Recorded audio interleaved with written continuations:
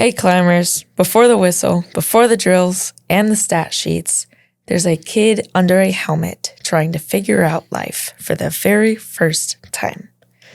This episode is about coaching that heals, how a simple check-in, a private conversation, and a culture that says it's okay to not be okay can change a season.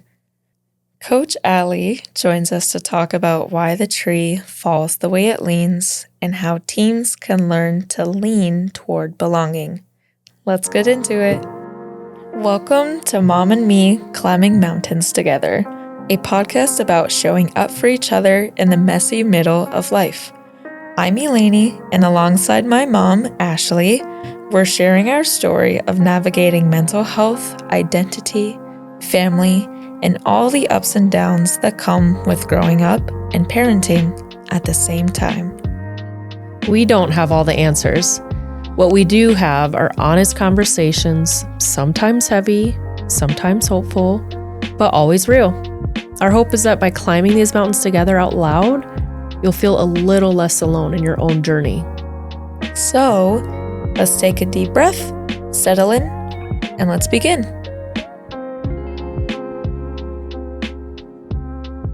So I'll start with a little mom disclaimer again, like we usually do. If you are experiencing any type of mental health or medical crisis, please call 911. 988 is there for any mental health needs. You can text or call them. Please make sure you're safe. Take care of yourself. As I always say, you don't have to listen to this full episode if it's triggering, but this one should be a little bit lighter. So if you stay with us the whole time, thank you for listening. If you come back later, we're glad you did. And we'll begin now. So we're working on a 4-part series of finding help along the way. Elaine does a lot of different things in her life anyways, and we kind of figured there'd be 4 main categories that we had to kind of explore after Elaine's hospitalizations and the outpatients and just trying to fit back into quote unquote normal life, right? Or building her new normal life. And so for this part 4, we're talking about extracurricular environments in general. Elaine has always played sports. You've done softball, you've done lacrosse, you've tried track and field recently. You recently just tried soccer as a goalkeeper, which was awesome. But the very, very, the main consistent sport that you've been involved in since you were 6 has been ice hockey. And whether or not you were always wanting to go, we would sometimes have to drag you to practice because there was a different light and a different energy that we saw turned on while you were on the ice. And I wanted to make sure as your parent, if you fell out of love in ice hockey, then we could find something new. But because I always saw a different light, and just from my own experience and studies, I know that sports can teach you so much about life, but can also connect you to resources and network you to other people that I would not be able to do on my own as your parent. So today we have a very special guest. Elaine, would you like to introduce your guest, and then I could talk a little bit about why we're bringing her on? Yes, today we have Allie Randall. She is the head coach of the Northern Stars. Duluth Northern Stars. The Duluth Northern Stars girls hockey program. And she's helped me since sophomore year. We've known her since we first moved to Duluth, and she's known of my situation and has been really helpful through it. She has a background in mental health as well. I'll let you get into that because I don't know so much about it, but yeah. Yeah, through Coach Allie's professional and personal experiences, I know, Allie, you have a lot of experience with mental health, and you have been in leadership positions for all ages, and I've connected with you a lot over the years. We've had some pretty open conversations about just things in general and youth hockey and all that. But we're very excited to have you to help us kind of talk through this episode today. Yeah, thanks for having me, and thanks for shedding so much good light on the topic, and going to help a lot of people. Mm-hmm. So do you want to talk a little bit about kind of maybe your philosophy as a coach, or just maybe some things you try and do to maintain like a healthy lifestyle, or to maybe help coach some of these high school girls in terms of keeping positive mental health a part of their, athletic routine?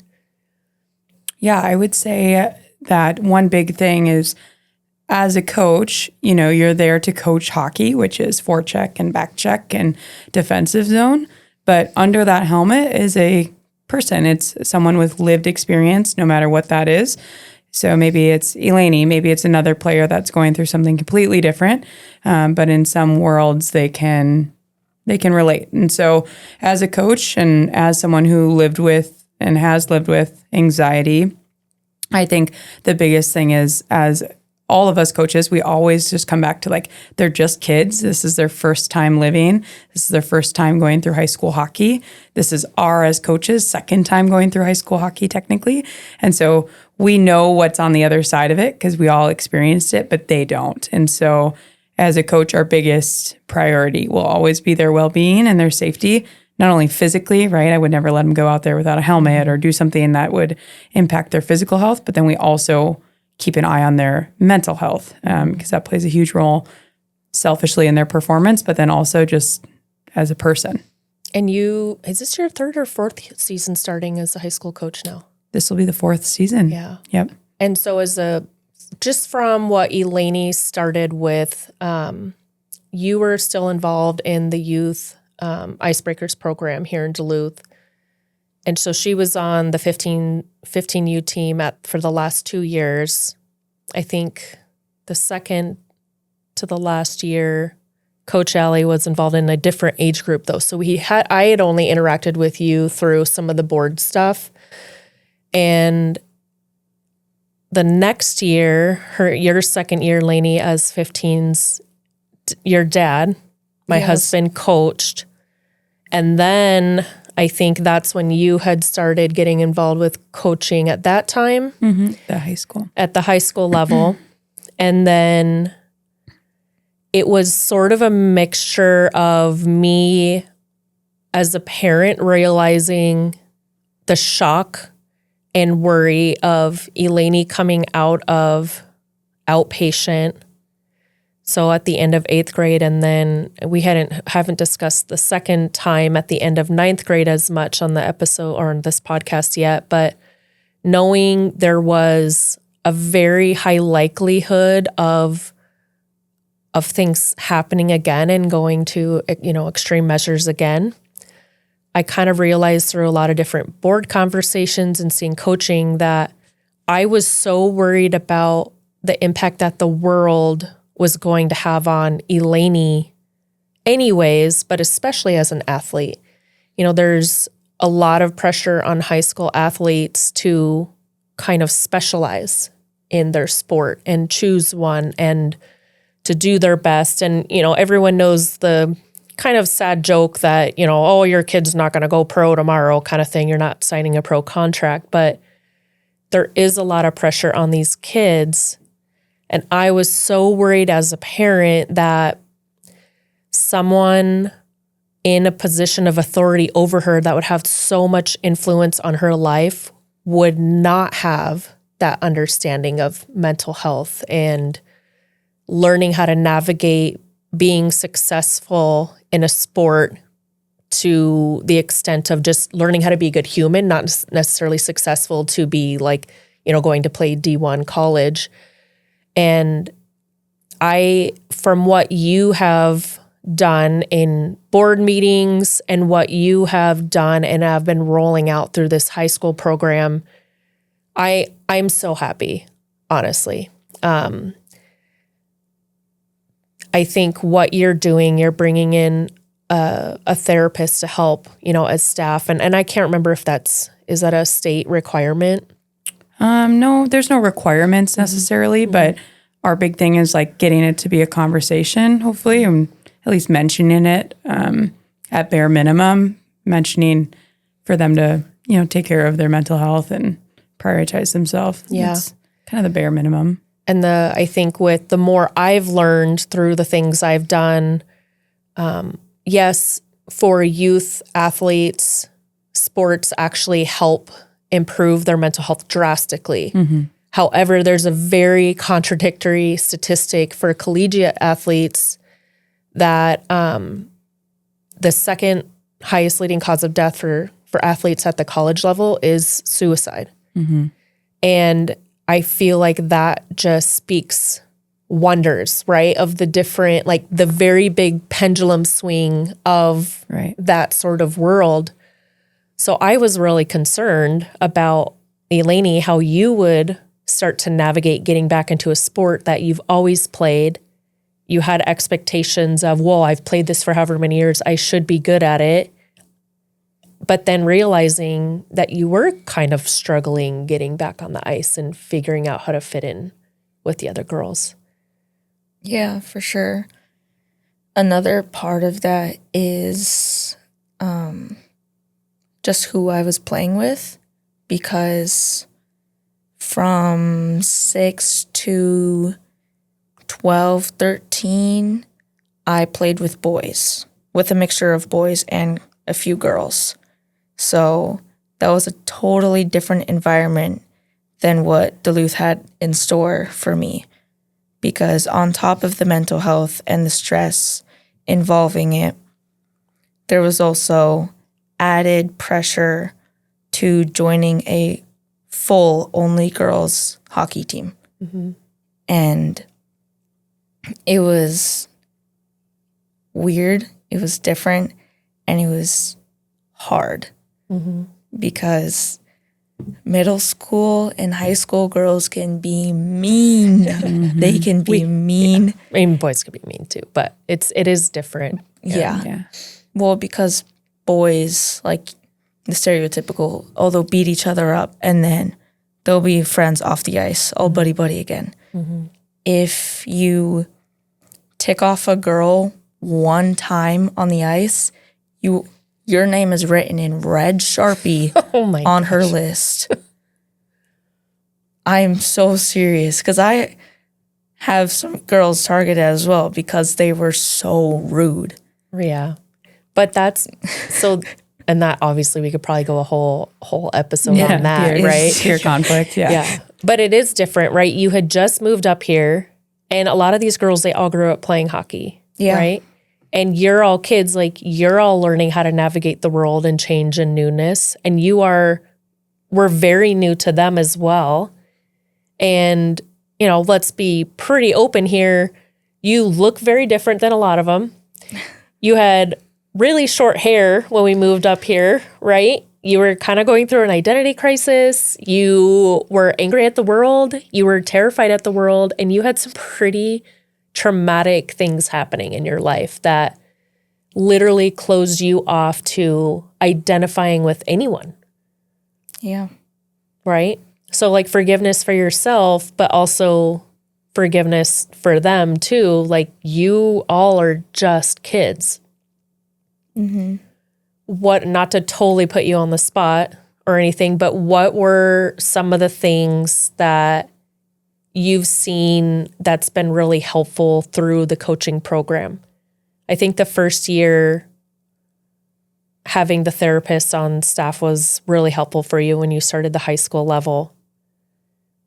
And I know we talked about some of the exercises and stuff that Coach Allie and the other coaches were starting to do with you girls. What do you think were some like really helpful like turning moments in the team and people working together?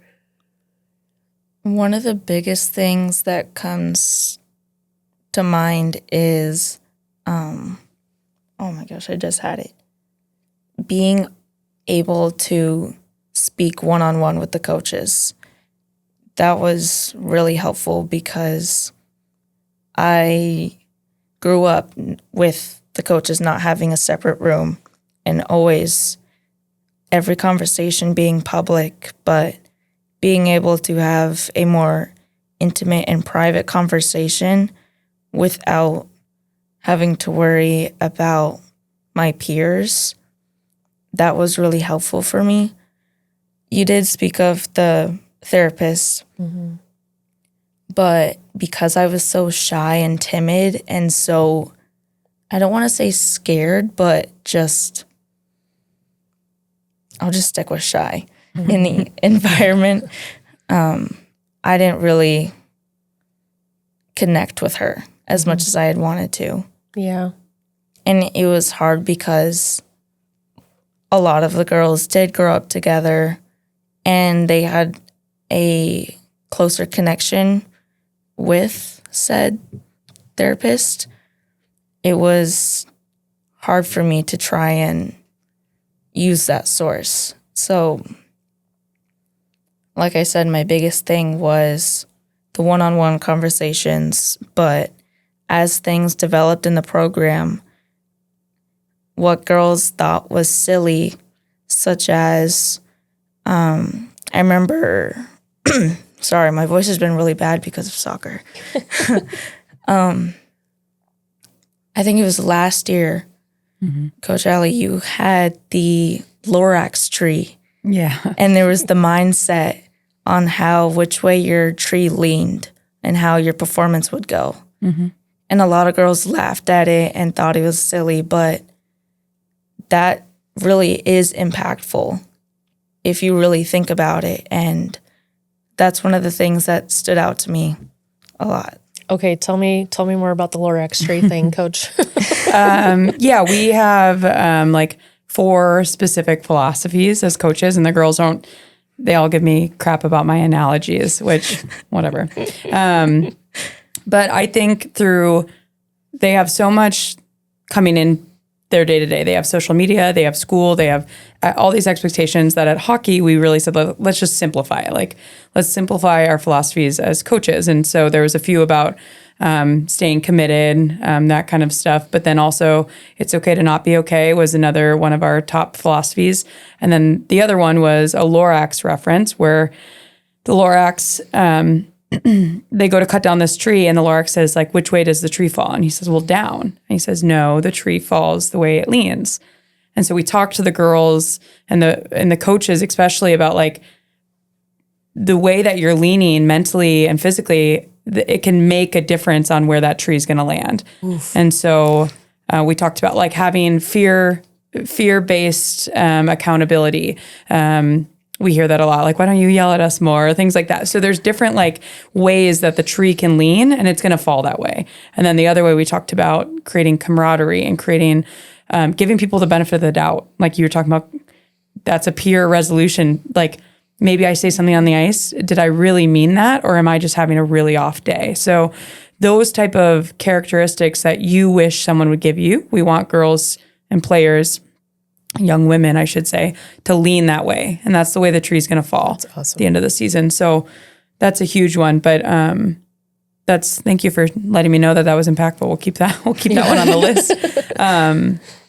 But as far as like the one-on-one conversations with coaching staff, we really try to make sure that the players know that they can come speak to us about anything. And prior to, and you know, Elaine, sometimes a lot of the girls say like, I feel like I'm the only one struggling with this, when in reality, I think there's probably usually upward of 10 players per season that come into our coaches room and share pretty in-depthly about what they're struggling with, whether that be a parental divorce, jealousy, they're dealing with imposter syndrome, or to your point, when you moved here, sports are meant to give connection and camaraderie, but that draws a circle, right? And you want to be in that circle. And so what it can also do is trigger isolation to anyone that feels like they're on the line. And so I say it a lot to the girls, it's Brene Brown, but it's like, if you're going to look for ways that you don't belong, you're going to find them, especially in a locker room of all teenage girls. And so really training young women to be like, look at all the ways you do belong in here. But that's not your go-to. That's not my go-to default when I walk into a room I don't know, or into in a room I don't look like everyone, you know, whatever the case may be. And so those one-on-one conversations are also something we strive to do with every player, because I'm not going to name names, but there's plenty of players that that I watch you work with and talk to at hockey. You'd have no clue that they were in our office 5 minutes before practice, because we really try to value that confidentiality. Now, obviously, as a mandated reporter, we make sure they're safe and know a plan if there were to be a issue that arose, so they're safe. But yeah, to your point, moving into a new community and getting right into a new locker room with all these different figures, you're really just like molding your peer conflict resolution, and it's hard. It's like working a new muscle that you've never seen before. Well, and some credit your way too, right? To keep your position, like I can see a lot of benefits coming out of what you're doing for these girls mentally. And we've been winning a lot, but have we taken home a state championship? No. Right. So it has to be a little difficult to make sure you're kind of catering to all expectations, right? Correct. Like, you want to build leaders, and that's what sports do. But to stay relevant and in your position, obviously, you have to make sure you're bringing home trophies. And, I'll keep this very cryptic, but Eleni did struggle with some understanding of leadership and celebration of just like sport ability versus like character of a person. And I think that Lainey, what you have gone through with your expectations of how people should act on and off the ice, and maybe what coaches should or shouldn't do, and how involved parents should get, there is no like black and white way to navigate any of that. Mm-hmm. And I think, I don't know, maybe this specific episode's kind of turning into just an awareness for anyone listening that obviously everyone's dealing with their own stuff, right? Everyone's in their own hole they're trying to dig out.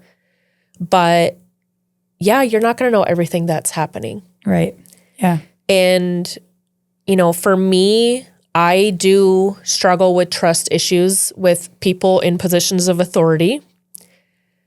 So if you're like me and you have a player who's on a team and you feel like you need to ask the coach, maybe just email them.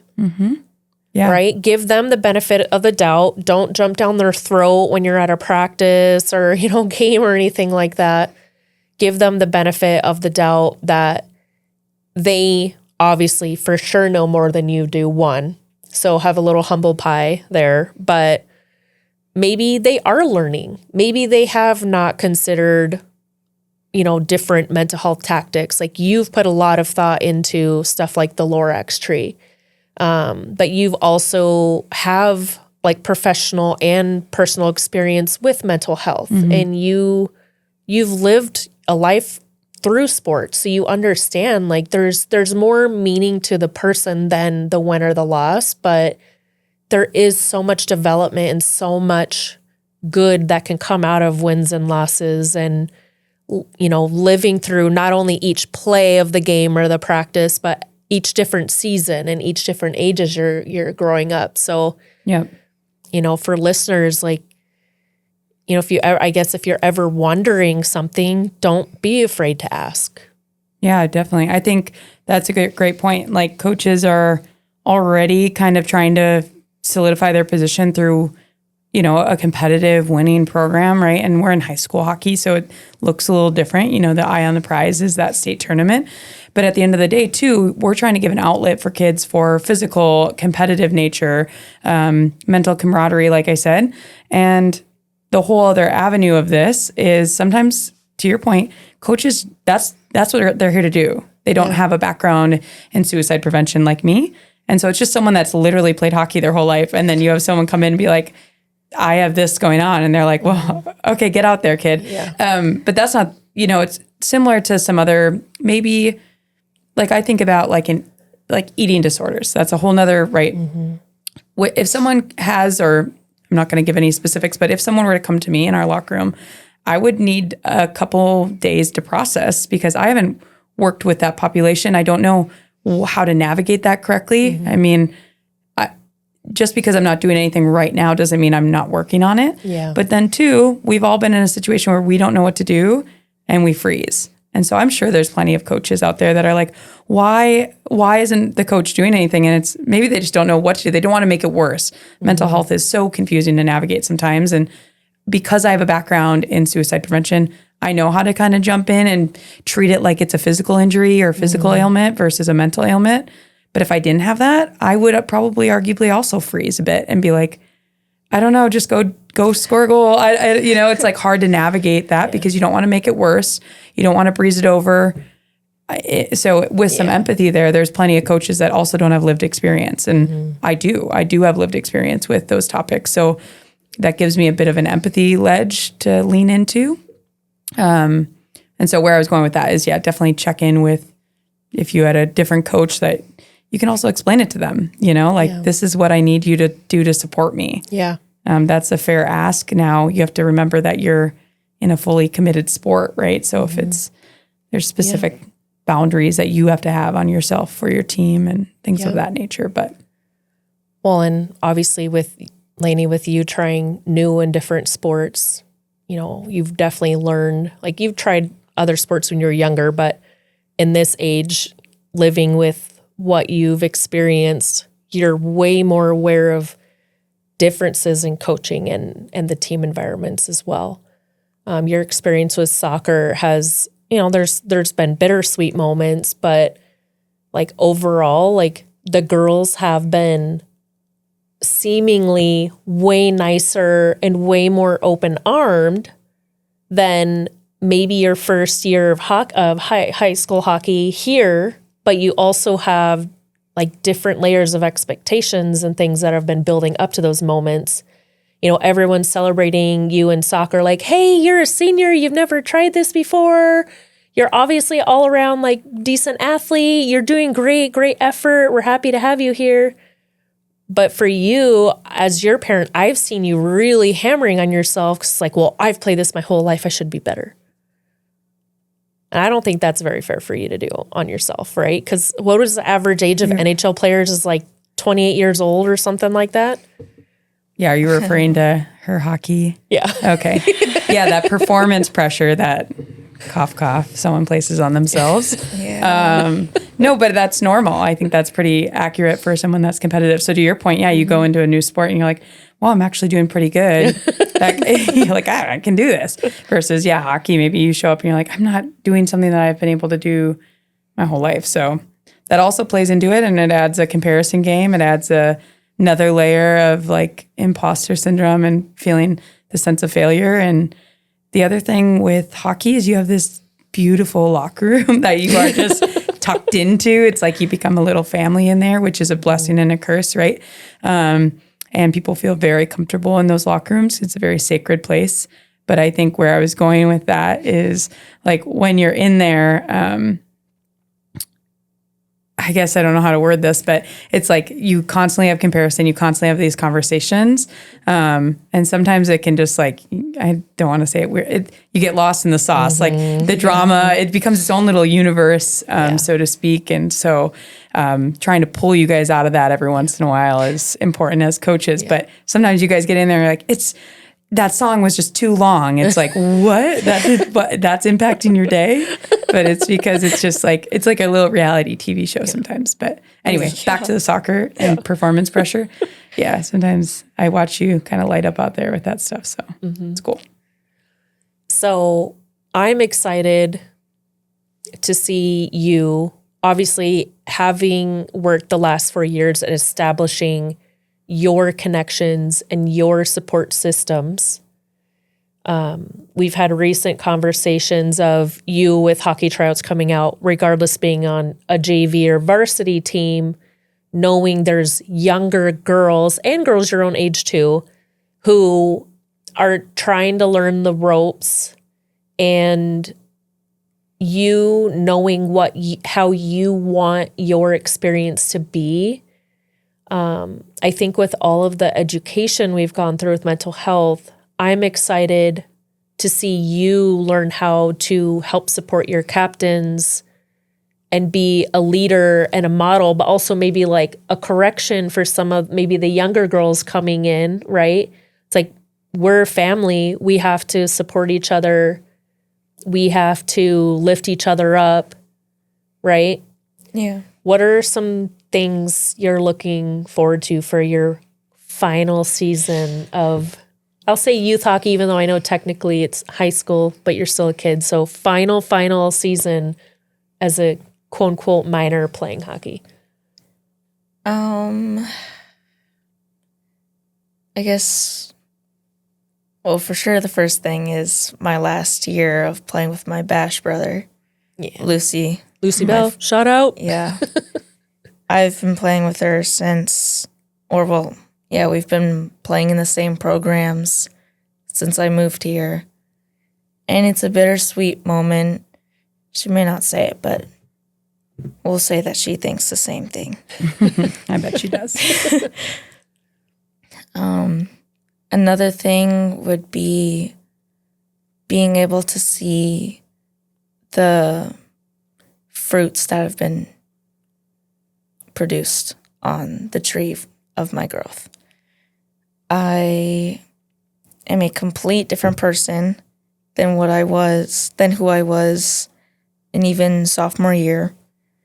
And now that I have more awareness and I do have a better grip on myself, I am excited to see how this season will go for me, regardless of JV, varsity, whatever.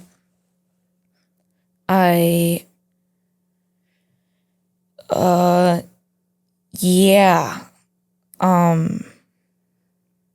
just excited to see how my efforts will come out.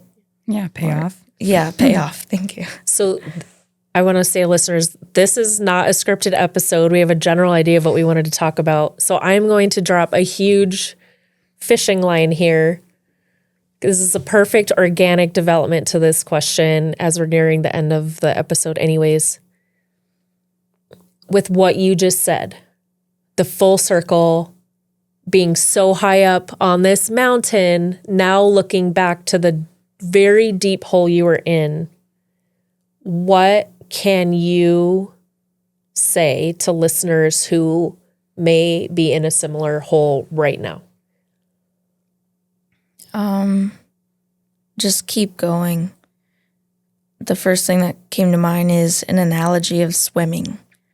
I'm personally not that good at it, but I can stay afloat, and I do have a better grip on how to swim now, but I've always tried to at least keep my head above water. So I know how hard things can be and how badly the feeling is of wanting to quit or wanting to lash out or say something that probably shouldn't be said. I forgot what I said, but now that I know and have reflected on past experiences and the lessons that I've gone through them, I am glad that I stuck it out. It is a bittersweet moment because of what I had to go through to see the growth that I got. And just stick it out. I'm going in circles. You literally were hearing voices in your head telling you to end it. Yeah. So to anyone thinking, her hospitalization, going back from, the first couple episodes, oh, it wasn't that big of a deal. I've gone through worse. Like, if it helps you to feel like there's any sort of light at the end of the tunnel, she had these voices telling her that she needed to be done with life. It wasn't worth it. She wasn't worth it.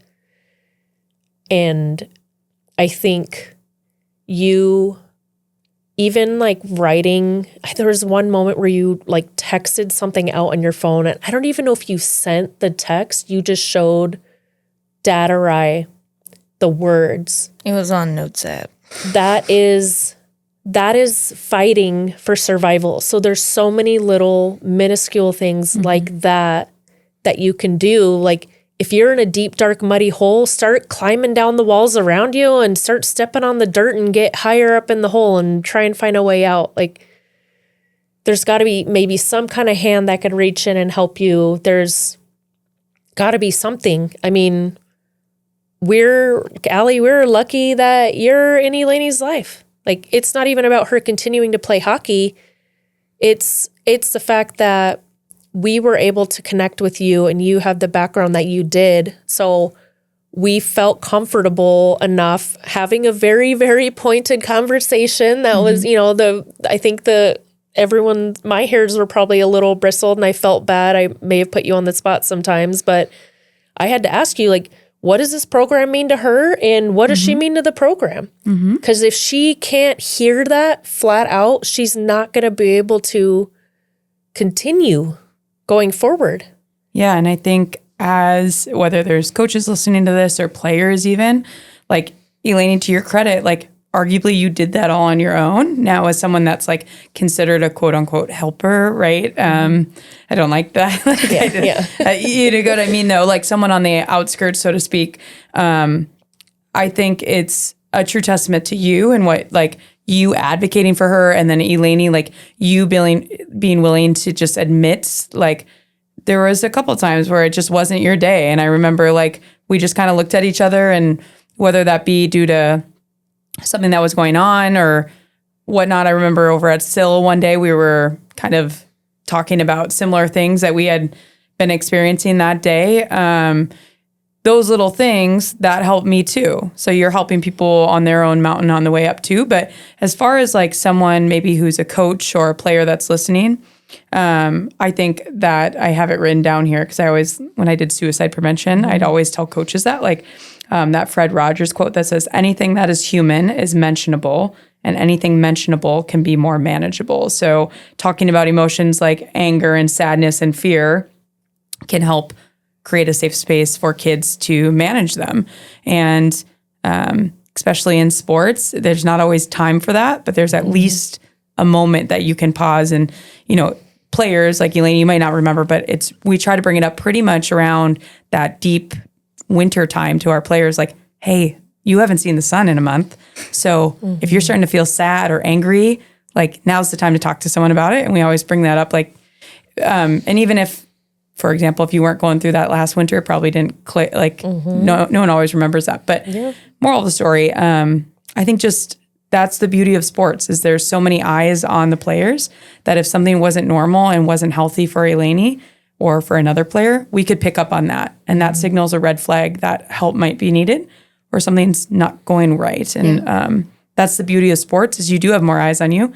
But unfortunately, you also have more people to keep eyes on, which can stir up like that peer-to-peer work. And then also just like, I think relationships are mirrors. Like the more people you surround yourself with, the more community you surround yourself with, the more there's mirrors pointing back at you on what you project and what you pick out. Like you hear that a lot about whether your spouse or your hockey teammates. It's almost like they're holding up a mirror and you have to realize, like, okay, what's within me that's coming out right now? Why is that bothering me? And to your credit, you're a very ethical, morally, like we've talked about this a lot, like you've been through a lot, right? And so I'm even like, sometimes I just want to go to Eleni and ask her, what do I do here as a leader? But to that point, also being on sports is a mirror, right? Like it points back on me. And so that was just like one other thing I wanted to bring up was like, as a coach, I always talk about the medication I'm on and just like let people know, like I have anxiety and ADHD and I need to be medicated for it. And I usually, when you admit that as a coach, you're like, oh no, like you're going to walk around with an A on my chest. Like people are going to be like, that's the coach with anxiety. But that's not what I want. I want the players to realize like you can be a varsity athlete and have mental health concerns and have physical health concerns, but you can still reach your goal. We don't need to worry. I want this to be a space that you can come and just play hockey and you can actually probably forget that you have a mental health concern. And so sometimes I don't want to say I purposely ignore it, but sometimes it's like, leave it at the door. You get 1 hour out there to let all your anger out and just let it fly. And it's a safe place to do so. So there's also a balance as coaches. Like, do we bring it up every day? I don't think if I had anxiety, I'd want to hear it every day from my coach. But on the flip side, it's also good to normalize the conversation. So there's a balance, but that was a lot. But I'm just really proud of you. And I hope you know that. And I always say I have the best seat in the house because I just get to watch it and also leaving room for you to struggle, which sounds so counterintuitive.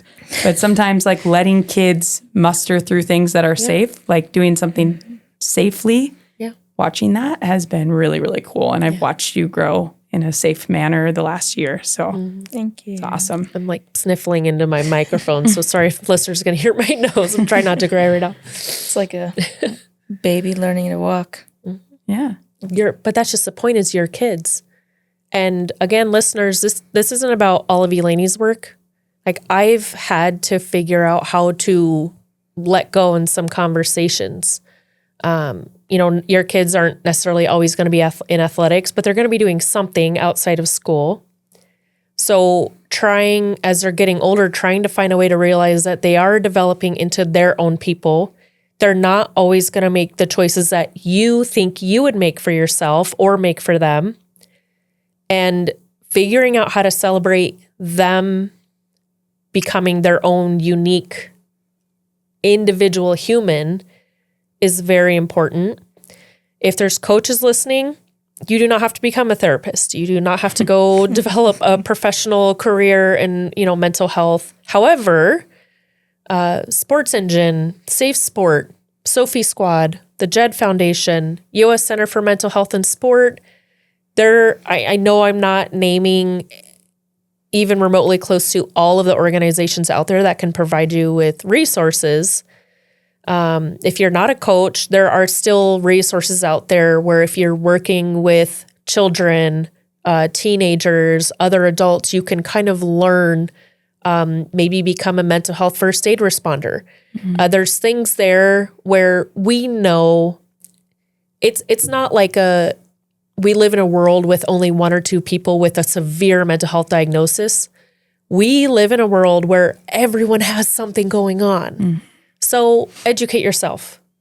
No matter what position you're in, if you feel like you have expectations or you already know everything that's supposed to happen, unfortunately, you don't.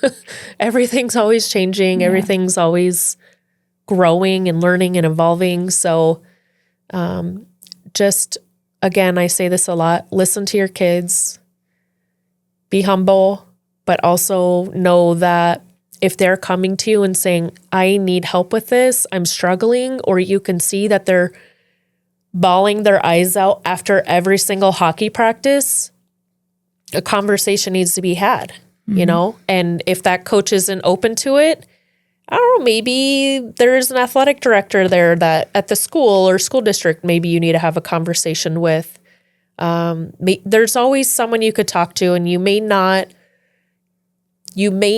make the change you want to happen. However, if your kid sees you advocating for you, you're going to enhance your relationship with them so much more. And your relationship, your bond is going to grow. So you may also encourage them to open up more to you, which I think, Elaine, has been happening a lot more with us. So I am grateful for you to continue being an advocate for you. And thank you for asking me for help still, even though you're going to be an adult soon. But I appreciate it. It's crazy. I have one more question. I know we're wrapping up here, but Elaine, I want to know, and I think maybe some parents and coaches want to know too. So I want to know, as a coach, there's sometimes where, let's say, and I'm going to pick on you here, you'll do a drill and you're nearly like 95% you got the drill. Like you go around a cone, whatever it may be.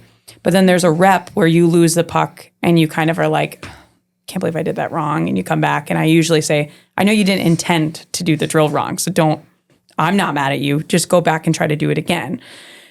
As a coach who, like you and I have been very open about our mental health background. So as a coach, I want your advice on, in those situations, do you want, and now it's different for every player, but would you say that most players in that situation want the tough love or the empathetic or a mix of both? Or like in that moment, as someone who carries a lot to the rink at times, like what do you want there? What would be a perfect feeling that you could feel from a coach in that moment? Good question. Yeah, that's a really good question. I think it's definitely circumstantial because I am more more seasoned compared to my peers. For me, it's a mix of both. Yeah. There's one specific thing that has helped me on my growing journey, and it was last year during the summer program. We were This near last summer or the summer before? the summer before. Okay. And I was still getting back on my feet. It was kind of a hard time for me then, but we were a few weeks before the end of the camp, and you pulled me into the room and you acknowledged that you noticed some signs that there were some things wrong with my performance and my mood. And I can't remember exactly else that we said, but you told me that you had an assignment for me. And that was every time I made a mistake and wanted to bash myself for it, to smile and laugh it off. Because it's one little thing out of the whole idea, or it's one fish in a tiny pond compared to a whole ocean. And so that could be part of the empathetic, soft part of it, but also there are times where you do get serious, and that's like a total reset where it's like, oh, I do have to do that. I am right here, right now, but also I need to keep it fun so I can fully do it in a serious manner as well. Okay. So I think the answer is really, I think Coach Allie needs to do whatever Coach Allie feels is right in the moment, right? And that's kind of like what I was just talking about with being a parent. Like, no one is ever going to have the right answer. Elaine's not always going to know what she needs in the moment. Yeah. There's been tons of practices where she came home and she was mad about somebody doing something. It's like, okay, were you being lazy? Or did you do the blah, blah, blah that they called you out for? And then Elaine, of course, like, I piss her off and she doesn't want to talk to me. And then it's the whole thing. And maybe I shouldn't do that as a parent, but that is how our relationship is. It's like, well, I'm always going to have your back 100%. But if you were at school and you pulled a girl's hair and a principal calls me about it and you lie to me that you pulled the girl's hair, not saying this because that's ever happened, but it's the only example I could think of non-sports related. If you lie to me in that moment and say you never did anything like that, but then it comes out later, that relationship's damaged, right? So having some honesty, having a little humble pie in whatever role you're in the relationship, as a coach, if you're listening, coaches, you're not going to 100% be right all the time. Yep. And it is okay to reinforce your position of authority by going to your athlete saying, how can I be better going forward? Yep. And oh my God, I'm so happy right now. Yeah, that was a really good question. Good. And being willing to apologize. I think you guys hopefully have seen me apologize. I said, sorry, I lost my cool there. Didn't mean to. I'm human. But no, I think it's also kudos to anyone that gets involved in other activities. So think about all the ways that you've had eyes on you and you've had to be like really challenged. Had you just not played hockey at all, none of that would have happened. But that's what made you you. And so like you being willing to put yourself to the fire and do that stuff, like that's not easy, right? And so just another kudos to both of you guys and thank you for all the work you're doing. And thanks for letting me come and yap and be with you guys. So I think the final statement of the episode is just nothing's ever easy. Nothing's ever always hard though. And I don't know, I say this a lot. If there were no bad, if there were no hardship, we really wouldn't know how good the good is. If we never were allowed to have cake, we never would know how delicious it is. Right. But if we always ate cake, we'd be sick. So, and just knowing like from a player, if a player's listening to this, like no coach ever wants to imagine a locker room without you in it. Like just whether you play the biggest role on the ice or don't go out there at all, you're so worthy of being here and just, Well, if that one coach doesn't know it, then the next one will. And there's different seasons, there's different sports, there's different activities. So just don't lose hope and just keep going. Yeah. Go have a good season, huh? Yay. I'm fired up for hockey already. Let's go Stars. Yeah. All right. Thanks, everybody. Thanks for listening. Thanks for climbing this part of the mountain with us. These conversations aren't easy, but they matter. And we're grateful you're here, listening and walking alongside us. If today's episode stirred something in you, take a moment to sit with it. Journal about it, share it with someone you trust. And if you're struggling, please remember you don't have to carry it alone. In the US, you can dial or text 988 for the Suicide and Crisis Lifeline anytime you need. Thank you to the Anne Bancroft Foundation for fulfilling dreams with their grants to girls like me, to my incredible mentor, Jeba Edmonds, for the never-ending encouragement and kindness along the way, and to Asher Carlson, owner of the Duluth Creative Co., who helped bring our vision to life. You never know who you'll meet along the way. We'll meet you here again soon with more stories that remind us none of us climb alone. Until then, hold on to hope, take the next step, and keep climbing.